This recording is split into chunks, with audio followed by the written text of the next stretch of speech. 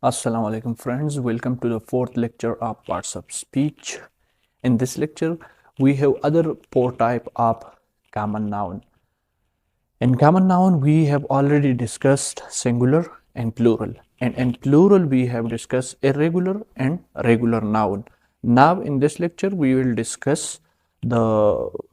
abstract noun, the concrete noun, the countable noun, and the uncountable noun, or the uncountable noun, or the non-countable noun. So today's lecture, we will discuss all these four types of common noun one by one in detail. Before this, I request you to please subscribe the channel and share the video with other friends. I am Noah Balikash and you are watching the School of English Language. Let's go to the topic. زمونږ سره چې کوم دی نو د هغه noun other types هغه زمونږ سره کم دي یو د abstract noun یو د concrete noun یو د uncountable noun بل د countable noun دا څلور وانه مې ځکه یو ته راوړي دي چې د دې دوو خپل منځ کې کمپیریزن چې کله وشي نو بیا پې تاسو به ښه کلیر شي. abstract noun په پښتو کې اول زده کوي چې abstract noun هغه نوم ته ویلی کېږي چې هغه نه موږ لیدلی شو او هغه نه موږ ټچ کولی شو بلکې د هغه باره کې موږ صرف خیال کولی شو سوچ کولی شو چې داسې څه شی شته نوم یي یعنې ټکی یي نوم یي خو هغه باره کې موږ صرف خیال کوو دغه ته abstract noun وایي. مثال په اول ډیفینیشن a noun which cannot touch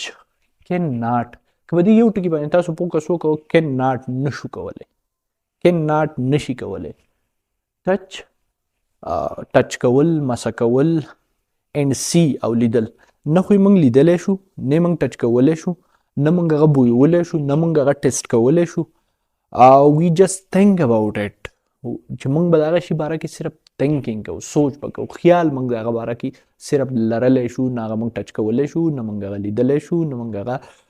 سپېږمې باندې بو کولی شو نه موږ هغه ټیسټ ذایقه کولی شو د هغه بلکې هغه باره کې موږ صرف خیال ساتو. نو a noun which cannot touch and see but felt لیکن محسوسیږي به د هغه باره کې موږ صرف خیال کوو یا محسوسوو به نو دغه زموږ سره وو چې څوک درنه تپوس وکړي چې what is abstract noun نو ته ورله سمپل جواب ورکړه چې the noun which cannot touch or see چې کله موږ یو نوم نشو ټچ کولی یا یو څیز موږ نشو ټچ کولی او یو څیز موږ نشو لیدلی دغه ته ویلی کېږي. زموږ سره اگزامپلز نه کلیر شي. بلیف عقیده ناون دی عقیده داسې یو څه شی نه دی چې موږ یې ټچ کړو عقیده زما چې کوم خیال دی د څه شي باره کې زما خیالات دي نو هغه داسې یو څه شی نه دی چې زه هغه ټچ کړم. کرج حوصله هم داسې څه شی نه دی چې هغه زه ټچ کړم خو بس دا یو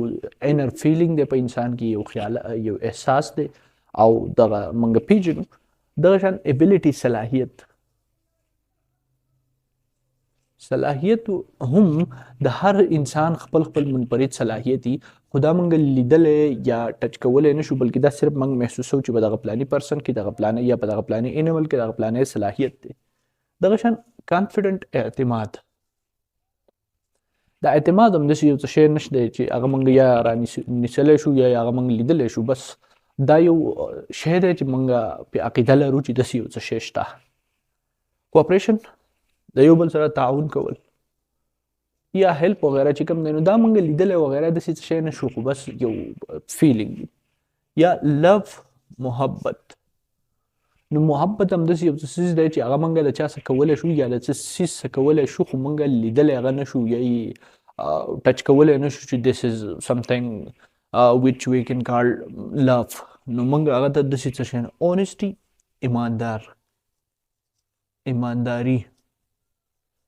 ایمانداري هم داسې یو څه شی نشته دی چې we can see or touch.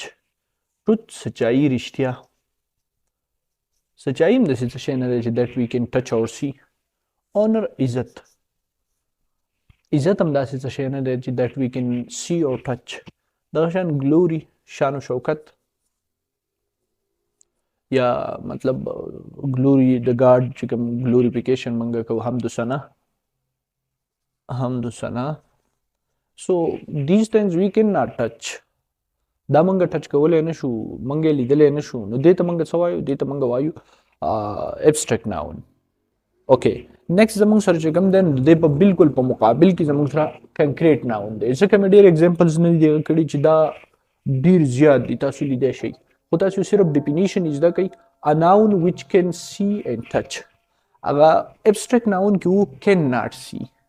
دې کې دی can see نو دې دواړو کې به فرق وپېژنئ can not see or touch abstract noun can see and touch لیدای شو هم او ټچ کولای شو هم دغه ته زموږ څه ویلی کېږي کنکریټ ناون ویلی کېږي دې ته مټیریل ناون هم ویلی کېږي مټیریل ناون چې بیا پې کنفیوز نه وي چې په کوم ځای کې هم دله په بک کې مټیریل ناون یا کنکریټ ناون څخه ټکي دواړه ټکي مختلف کتابونو کې استعمالیږي نو ته پوه شه چې دا شی دی کوم چې موږ ټچ کولی شو او کوم چې موږ لیدلی شو لکه مثال په طور ډور دروازه موږ یې لیدی هم شو وینډو کړکي دغه شان مین ادمی سړی فون موبایل فون دغه شان باډي جسم دغه شان کار چې کوم دی نو زموږ سره کار ګاډي شو او دغه شان بریډ روټي سو all these things we can touch and we can see دا به کلیري چې کله مونږ یو شی ټچ کولی شو مونږ یو شی لیدلی شو هغه ته به څه ویلی کېږي هغه ته به ویلی کېږي کنکریټ ناون او کله چې موږ یو څیز نه ټچ کولی شو نه لیدی شو خو موږ پې صرف تھنکینګ کولی شو هغه نوم ته به څه ویلی کېږي هغه نوم ته به ویلی کېږي abstract noun نیکسټ زموږ سره چې کوم دی نو uncountable noun دی ان مطلب نه countable مطلب count مطلب شمار able مطلب قابل ناقابل شمار یو شی دی چې هغه ناقابل شمار دی ډیفینیشن ته راځئ cannot count simple definition دی چې cannot count we cannot count چې موږ به کاونټ کولی نه شو یعنې 1 2 3 4 به موږ هغه نه شو کولی ښه بعضې پکې داسې وي چې د هغې 1 2 3 4 کېږي خو ډیفیکلټ ټو کاونټ مشکل به وي چې هغه موږ کاونټ کړو یعنې زه تاسو د ایگزامپلز نه کلیر کوم خو دا دوه ډیفینیشن په ذهن کې کېدی یو داسې ناون چې ویچ وی کین ناټ کاونټ نو هغې ته به هم انکاونټیبل ناون وي او بل داسې ناون چې که څوک وغواړي چې کاونټ کوي نو پاسیبلیټي شته دی بټ ډیفیکلټ ټو کاونټ نو دغه دواړه به په ایبسټریکټ کې راځي لکه دا یو مثال زما سره دی رایس چاول ګوره زه داسې نه یم چې یوه وریجه دوه وریجې درې وریجې اوس که یو سړی ځان لیونی کوي او داسې یوه دانه ترې کوي وایي چې دا خو زه شم کاونټ کولی نو په دغه وخت کې دا ډیفینیشن ورته ته وکړه چې ډیفیکلټ ټو کاونټ دا مشکل دی یعنی کاونټ کېږي خو مشکل دی دغه شان د شوګر هم دغه مثال دی دغه شان څومره ګرین دانې وغیره چې څومره دي د هغوی همدغه مثال دی چې که څوک وغواړي ځان لیونی کړي نو مې چې کاونټ کړي خو نه ضرورت شته دی نو نیډ اینډ ډیفیکلټ آلسو نو نه ضرورت شته دی نو چې کوم دی نو هغه څه شی دی مطلب هغه ډیفیکلټ هم دی نو دغه ته زموږ سره انکاونټیبل ناون ویلی کېږي یعنی نه شمارېدونکی نوم دغه شان د میټ که غوښه ده ښه هیر که یو سړی وایي هیر بال یخته میټ ګوشت ته وایي شوګر چیني ته وایي که یخته څوک وایي چې یاره زه خو یخته هم شم داسې کې اوس راوالم او داسې 1 2 3 4 داسې شم شمارلی نو دا څنګه په انکاونټیبل کې ناون دی نو ته ورته وایي چې اټ از ډیفیکلټ ټو کاونټ دا یا نو نیډ ټو کاونټ نیډ ضرورت شته دی نه ډیفیکلټ هم ډیفیکلټ دی نو چې د کوم شي ضرورت نه یا د هغه نو هغه به موږ په څه کې وکړو په انکاونټیبل کې به واچو دغه شان واټر پانی ګرین دانې دغه شان سپګیټي سویه میچا دا کوم میچې نه دا کوم فاست فوډ وغیره موږ چې خورو میچا دغه ته سپګیټي وایي ښه سپګیټي دغه شان سن لایټ د نور رڼا شو هني چې کوم د شهد شو او دغه شان فیول ایندن شو دا کوم پټرول ډیزل وغیره دا چې څومره دي دې ته فیول ګیسولاین وغیره دا چې کوم دي دې ته فیول ویلی کېږي ښه یو کوېسچن په دې کې دا هم ارایز کېږي چې آیا موږ د نان کاونټیبل نه کاونټیبل جوړولی شو یس وی کین موږ شو جوړولی لکه دا واټر دی نو زه دا ووایم چې a liter of water نو دا به کاونټ شو دغه شان دي که زه رایس 2 kg رایس نو دا به هم کاونټ شو دغه شان شوګر کې 5 kg sugar دغه شان دي زمونږ سره چې کوم دی میټ مثال په تور باندې 1 kg میټ دغه شان دي چې کوم اویل دی لکه 1 لیټر اویل وغیرہ نو دا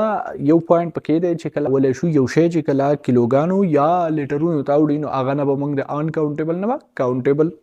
جوړولی شو. نیکسټ چې کوم دی نو زموږ سره دی کاونټیبل ناون. It's very easy. Countable هر هغه شی چې موږ شمارلی شو that we can count. Comparison ته وګورئ. Cannot count uncountable noun شو. Can count countable noun شو. دغه شان difficult to count مشکل دی د شمارلو دپاره نو دا uncountable شو. Easy to count آسان دی د شمارلو دپاره نو دغه countable شو.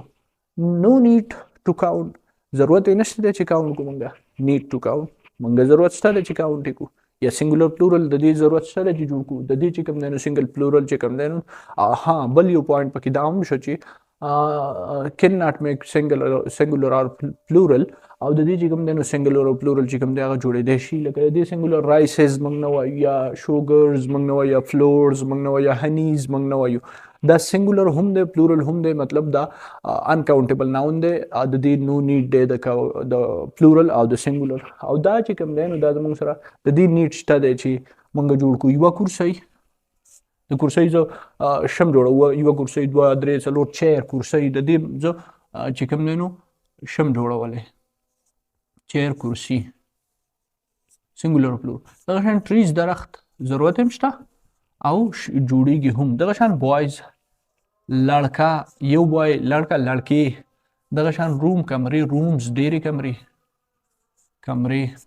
دغه شان مارکر ته ویلی کېږي یا پن ته ویلی کېږي یا ویلج ګاو ته ویلی کېږي دغه شان هوم ګر ته ویلی کېږي دغه شان ګرل لړکي ته ویلی کېږي دغه شان پن قلم ته ویلی کېږي او بک کتاب ته ویلی کېږي. Now all these nouns we can make singular and plural of them. موږ د دې singular او plural جوړولی شو that's why we can call it countable noun. So now today in this lecture we have discussed 4 types of common noun. One of them is abstract noun, number 2 concrete noun, number 3 uncountable noun, number 4 countable noun. In abstract noun, we have discussed that the noun which we cannot touch or see. For example, we have truth, we have love, we have comfort, we have belief, we have cooperation, we have confidence. Number 2. And second, we have discussed concrete noun. Concrete noun also called material noun. And material noun, we can touch the things and we can also see the thing. So for example, I can touch my finger, I can touch my hand or see, I can see the mobile, I can see the table, I can see the ceiling, I can see the wall, I can see the window, I can see the carpet, I can see the fellow, I can see everything. So if the thing I can see or I can touch, so it is called concrete noun or material noun. Number 3, we have uncountable noun. An uncountable noun, the noun which we cannot count, or countable noun. Number 1, cannot count. Number 2, difficult to count. Number 3, no need of counting. Number 4, we cannot count. Number 4, we have the noun that we cannot that we can count. And 4 definitions. For example, we can count, easy to count, make singular or plural. So this is today's topic. If you like the video, please share the video with your friends and stay with us for the next video. Until the next video, please give me permission. I will see you in the next video. Dalla Paman.